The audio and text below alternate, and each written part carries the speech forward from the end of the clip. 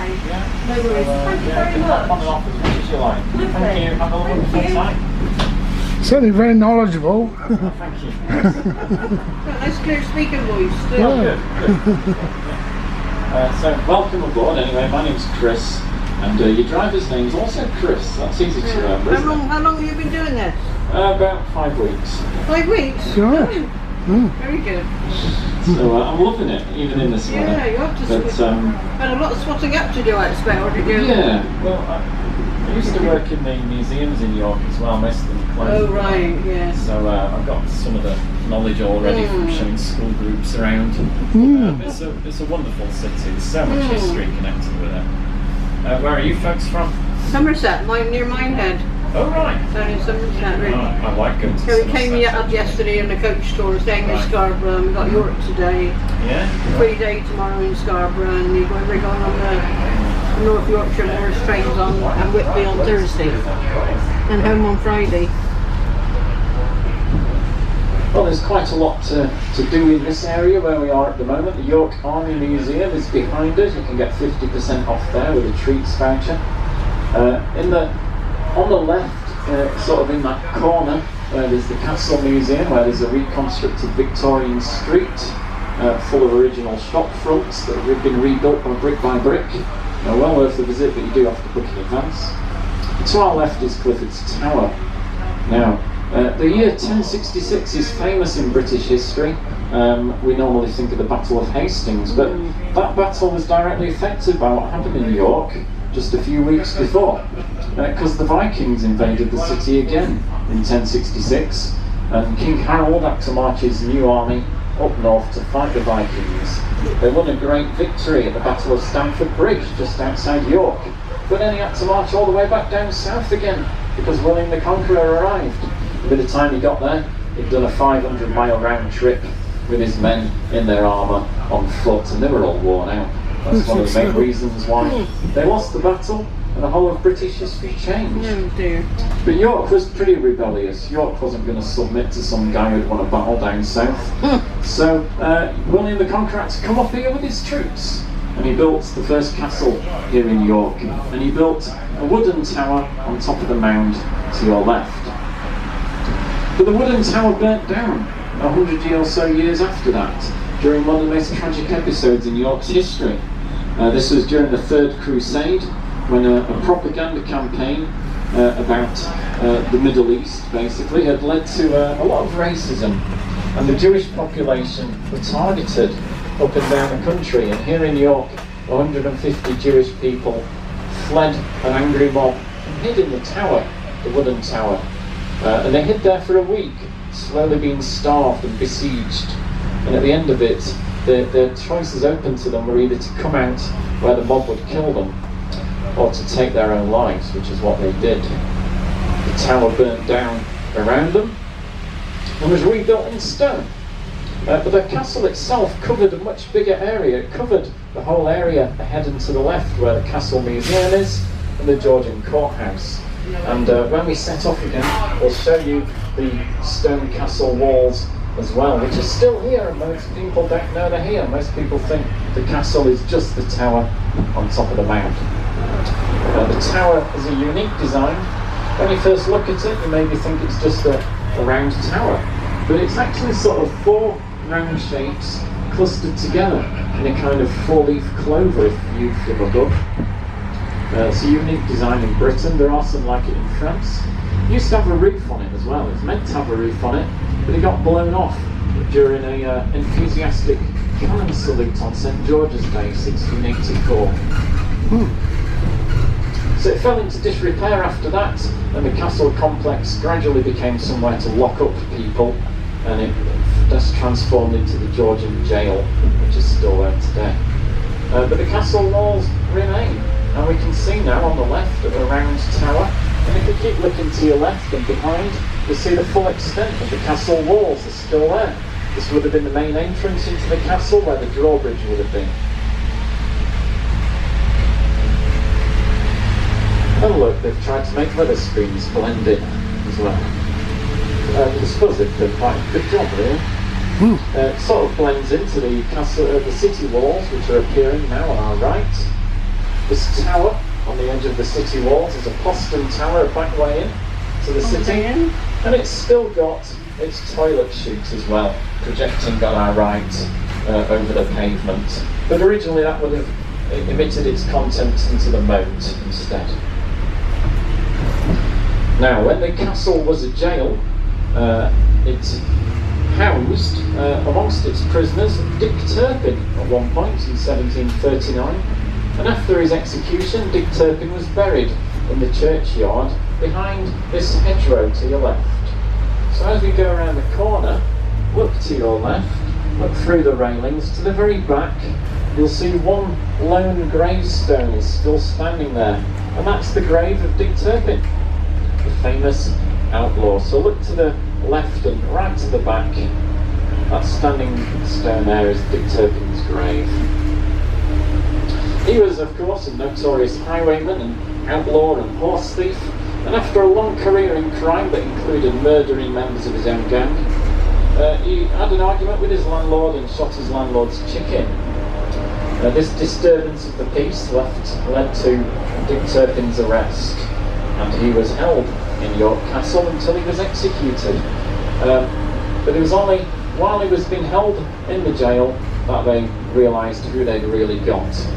And when they executed him, the story doesn't end there, because his body was put on display in a local pub. And then, when it was buried, some grave robbers stole it, and his friends had to steal his body back and carry it through the town centre in triumph, where they reburied it eventually. So quite an eventful life and death Dick Turpin had. Gatekeeper's Lodge, and there's a little stone cat sitting on the ledge. One of many stone cats here in York that you can spot from the top level of the bus. Beneath the cat is an archway. The archway leads into the barbican, which is a unique structure on this particular tower and gatehouse. They all originally had them, but all the other barbicans have been knocked down. If you look through the archway, you can see it's a walled passageway with another archway at the other side. And in those days, the archways would have had wooden doors in them, and there wouldn't be all these other archways like the one we're about to go through. So it would have been a very difficult place to pass through if you were invading the city, because you'd have to beat down the first door, come into the passageway, the barbican, and then break down the second door. And while you were trapped in between the two entrances, the defenders would be pelting you with arrows and rocks. So a bit of a death trap the barbican was, really. You'll see the full extent of it when we go through the lights. Get a good look at it, because the nearest one is in Poland.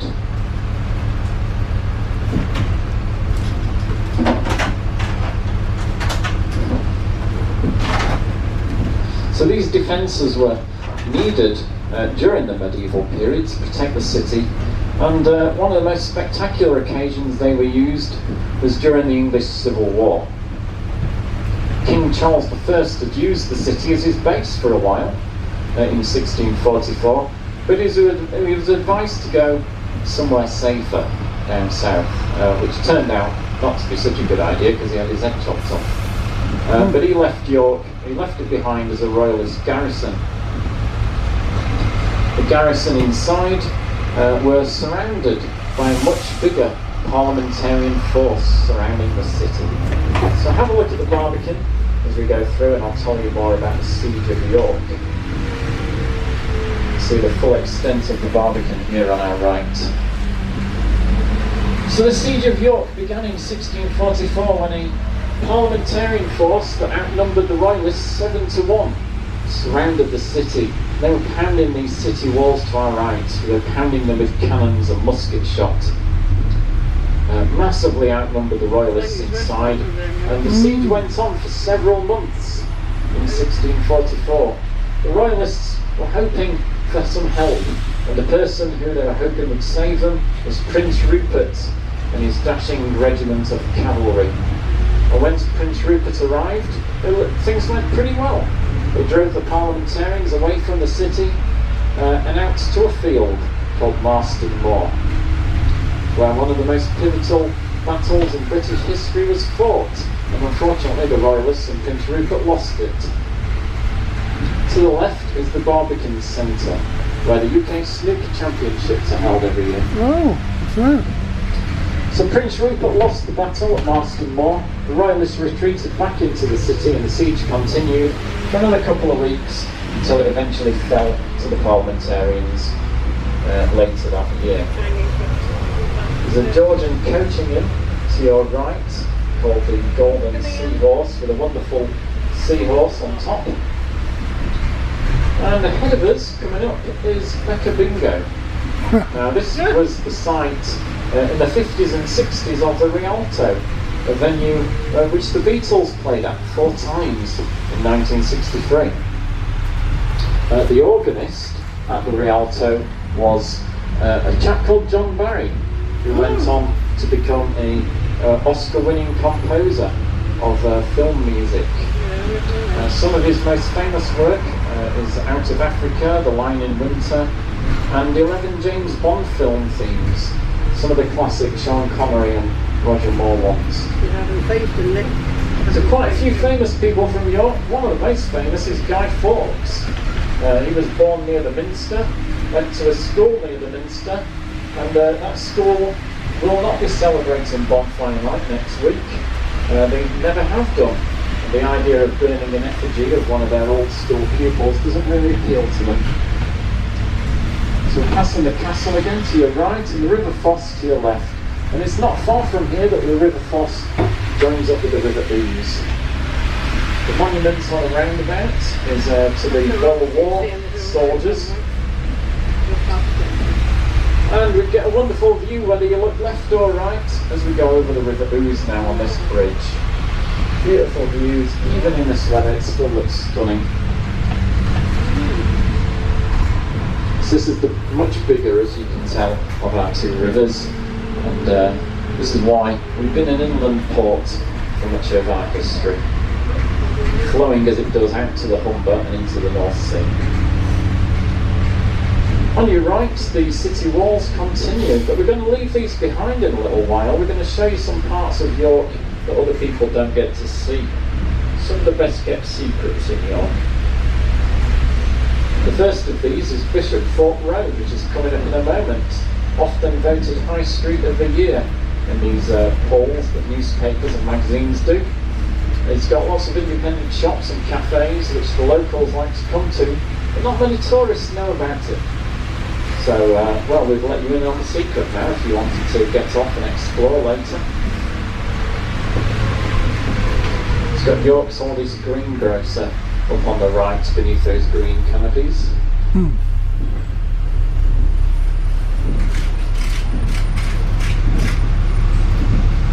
This is the route that the Tour de France took as well a few years ago, when they did that bit in England. And came right along here, street parties and yellow bicycles everywhere and bunting and all that. We show you a lot of the big famous buildings in York on this tour, but we also show you York's smallest house. That's coming up in a little while on your left. You'll need to be ready for it because it's very small and it's gone in a flash. It's between numbers 76 and 78.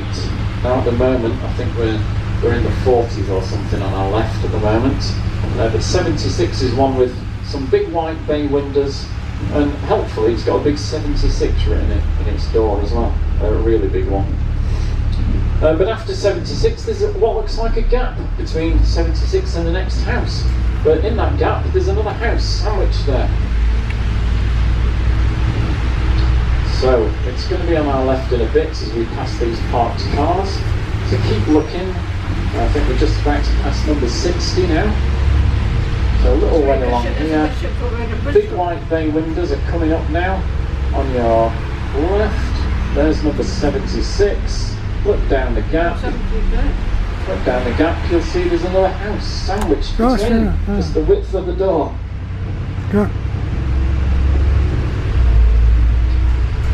Now we're beyond the city walls, and this is where the population expanded.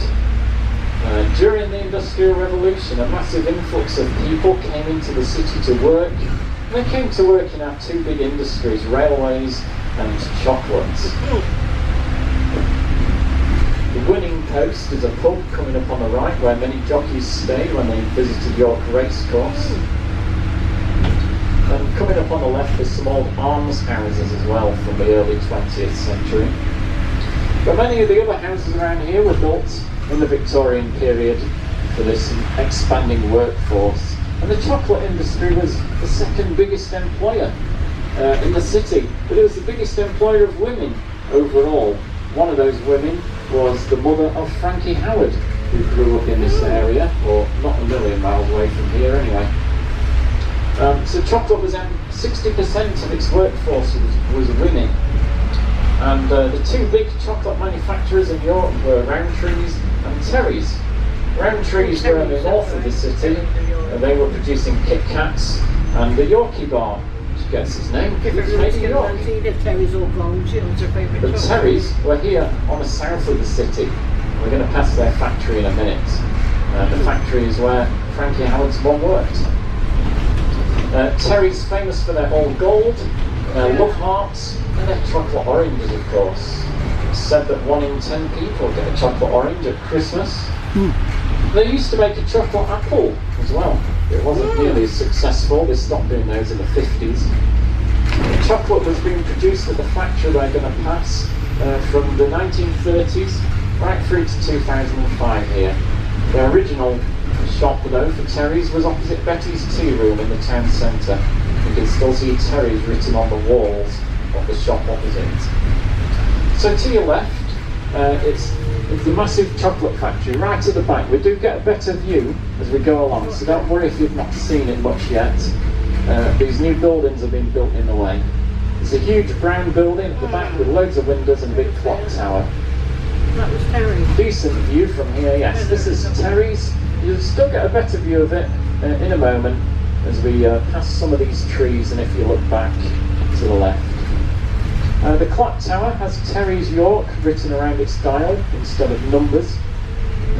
But you can see how big it was, absolutely massive. That's where all them chocolate oranges were made until 2005 when production went abroad. And sales of chocolate went up on race days, because we're here at the racecourse now, and they would have been pervaded by the smell of chocolate on race days, resulting in sales going up. Been racing horses here since Georgian times. They had to drain the whole area first because it was a swampy area called the Knaves Mire, all this grass to your left. It still floods though, and in the famous York floods of 2000, all this was underwater. It was literally a lake with boats being able to sail on it. During World War II, it was a prisoner of war camp. And there was an anti-aircraft battery here as well, with the Royal Observer Corps watching the skies, hoping that history wouldn't be repeated. Because during World War I, the Zeppelins had flown along the path of this grass to your left, and they'd flown into the city and caused devastation. So in World War II, they didn't want that to happen again. And the Luftwaffe at this point had got themselves some tourist guidebooks, which gave them a lot of ideas as to which places they could bomb that would sap public morale. And the authorities, of course, were very keen that the Luftwaffe wouldn't bomb the Minster. So the anti-aircraft battery was guarding the way over the city. And it was mostly successful, but a convent up the road was bombed where 5 nuns were killed, and the railway station took heavy damage. The Pope gave a mass here to 200,000 people in the 1980s as well. And the most famous things perhaps to happen here on the grass to your left was public executions. There was a scaffold here called Turpin, and Dick Turpin was executed on it in 1739.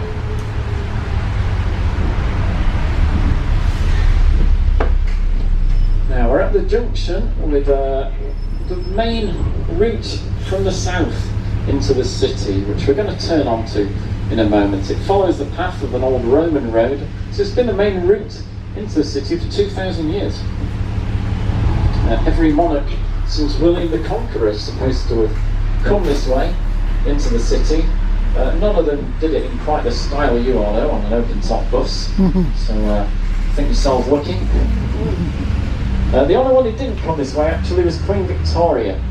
She came by train, which at the time was a newfangled invention. And she wanted to try it out from the comfort of her own railway carriage.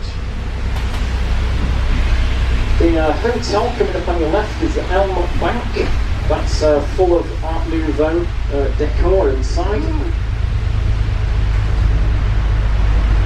And coming up on your left is a famous girls' school called the Mount. When we go through the traffic lights, if you look to your left, you see a big white building down there.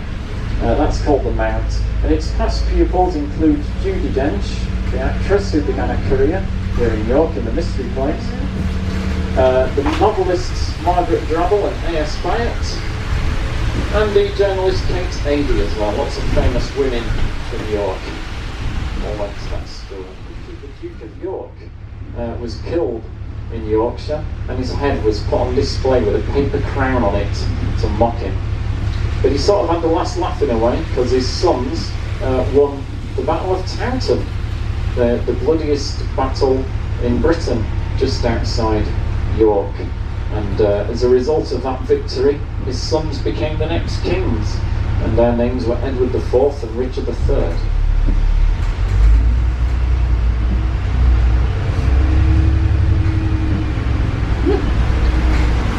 Now, coming up on your left, you'll see a big green beetle painted onto the wall.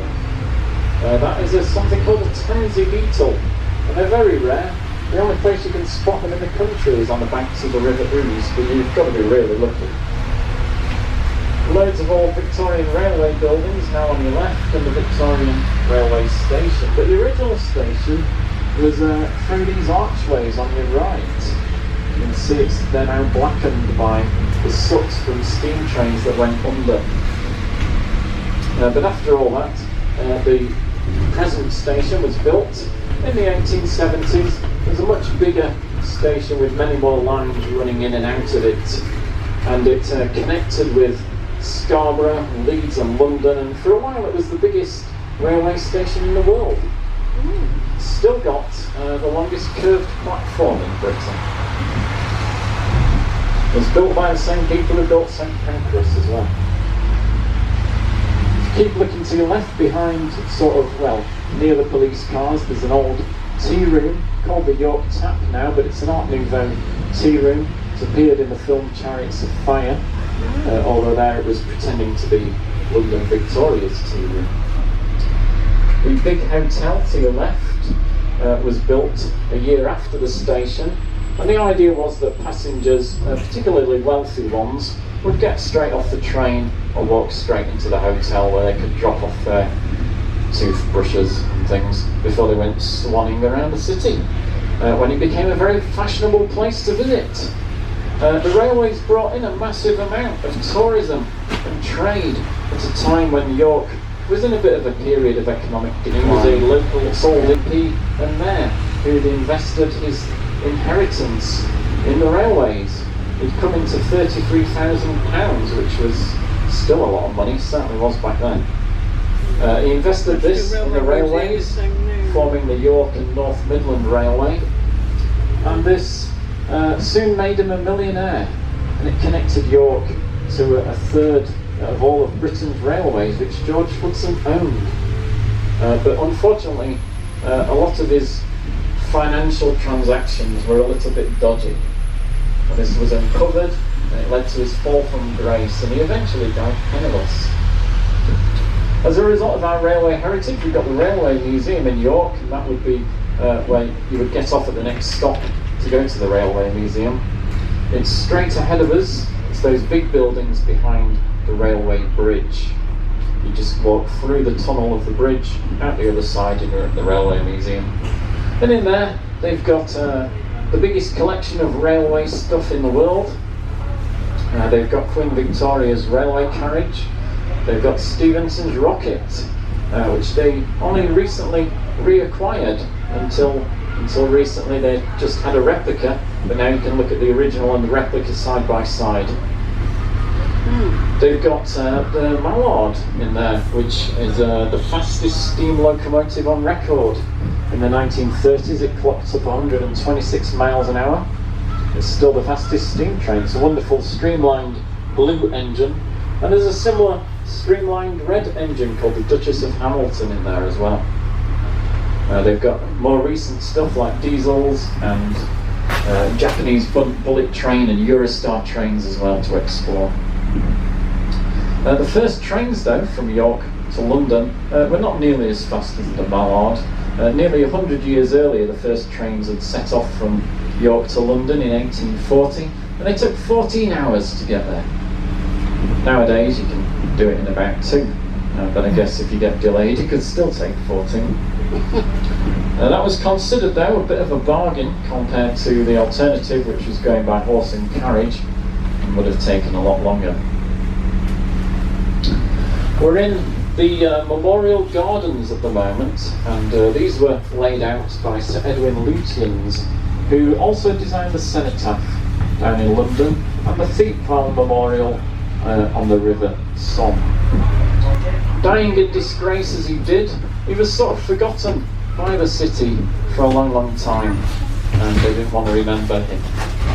So it wasn't until 100 years after his death that he got a road named after him, not far from here, George Hudson Street.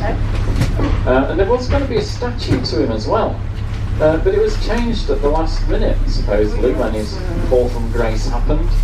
The statue was changed to a different George, called George Lehman, who was another local MP and mayor.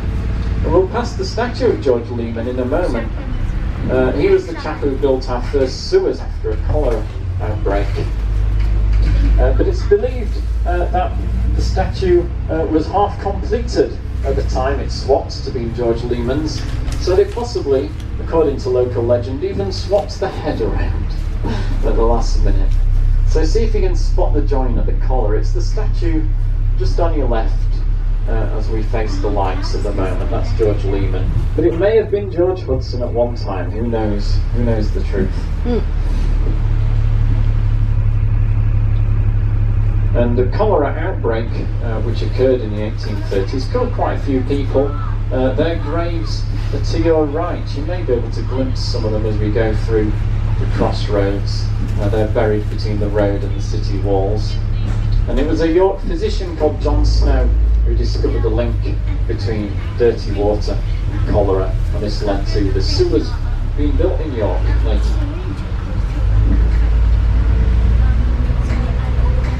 And before the railways, the main way into the city, if you lived in the outskirts, would have been to come by horseback. And rich country gents could stable their horses at Bottrell's Horse Repository, a wonderfully named building. Now that now is the building straight ahead of us with the arched windows next to the green sandwich shop. That was originally a 3-storey building, with stables on all 3 levels accessible by ramp. People would park their horses there for the day, and so it's basically a multi-storey car park for horses. The little conical tower to your left by the river, that's the Perky Peacock Cafe. You can get money off there with your bus ticket. And we're now on the River Ouse, wonderful views in both directions. This is where you can also catch the river cruises, which you can get a discount as well with us. Get 20% off. Coming up on your left is the entrance to the Museum Gardens. Now in the Museum Gardens you can go in there for free, and they've got a wonderful stretch of the original Roman stone fortress wall and a huge corner tower called the Multangular Tower. It's well worth a visit because there aren't many good Roman ruins around the country, and we're a bit far away from Hadrian's Wall, which is better, but these are probably the next best thing. So the western front of the York Minster. This is the west front with the great west window and the heart shape in the top of the west window, known locally as the Heart of Yorkshire, where if you kiss your loved one beneath it, it's said you'll be happy together forever. The Minster's the 5th Minster to be built, and the present one was unfinished when King Edward III got married in it, and he got snowed on his wedding day because it hadn't got a roof at the time. The Theatre Royals to your right, and there are Regency Terrace buildings to your left. We've just passed. Coming up on your right is the Grey Rooms, a fashionable Georgian ballroom, but they're called the de Grey Rooms after Colonel de Grey, who was the leader of the Yorkshire Hussar Regiment. It was originally his officers' mess before it became the Georgian ballrooms. To your left is the medieval King's Manor, slightly behind us. A marvellous old building that now houses the university's medieval studies department. It's a great place to be studying that period of history in an actual medieval building. It's much bigger than it was originally, but it was still quite a lavish building when it was the Abbott's. Where's the shambles from here? The shambles, your best bet is to stay on the bus again and get off at stop number 6 for the shambles. Yeah, should we do that? Does our ticket allow us to do that? Yes, it does, yes. Oh, fine. You can stay on the bus for 24 hours if you want. Oh, wonderful. Well, we don't run them at night, but you've got 24 hours from when you bought it to hop on and off as much as you want. Thank you. So you can use us as a bus now to take you to the places you've seen en route that you want to visit. Thank There you. should be another guide taking over from me when we pause here. Oh, that's So a shame. that guide will be able to tell you where to go for the shambles if you need it. Thank you. It's all right, thanks. So while we wait to pull in, this area is called Exhibition Square. It gets its name from an art exhibition in the late Victorian period, which eventually led to the present-day art gallery, which is to your left as well. I can't tell at the moment whether the art gallery is open today. I don't think it is. I think it opens later in the week, like some of the tourist attractions do at the moment. But if you're here for a few days, the art gallery may be open later in the week. And although it's best to book in advance for there, the people I know who work there have told me that they let people in if they've got room, if they just turn up. It's got works in there by Pablo Picasso, some of his ceramic work is in there. It's got a famous painting of York's Clifford's Tower by L.S. Lowry, the famous Manchester artist. It's got works in there by Barbara Hepworth and many other artists. It's got about 6 different galleries over 2 floors. So there's lots to see in there from the history of art. It's free as well to do at the moment because they're quite keen to get people to go back in after they've been closed for a while. It's not normally free, but it is now. So the Abbey covered all this area. It's known as the Abbey of St Mary's. It's the biggest Benedictine monastery in the north of England. There are about 60 monks living and working in here.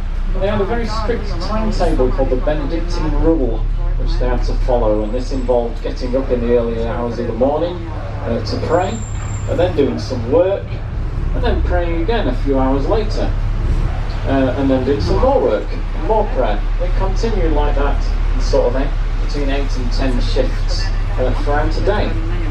Not much sleep in between. But some of the monks thought this wasn't strict enough. Some of them decided to leave, and they went west of the city, near Ripon, and set up Fountains Abbey instead. And they decided to follow a stricter monastic rule, and they became Cistercian monks instead.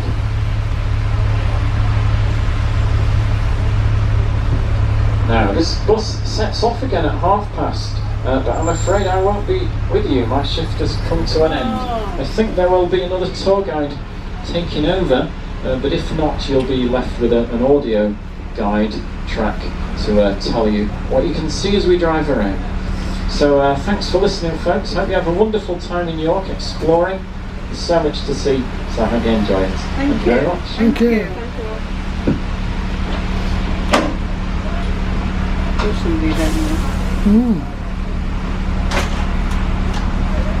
Thanks, folks. Enjoy your time in York. Very well done. Thank you. Chris. Bye. Bye.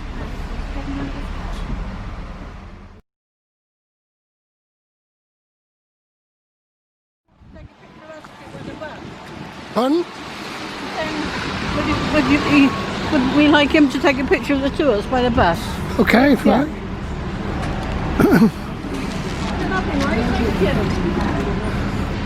What do I have to do? I'll just stop.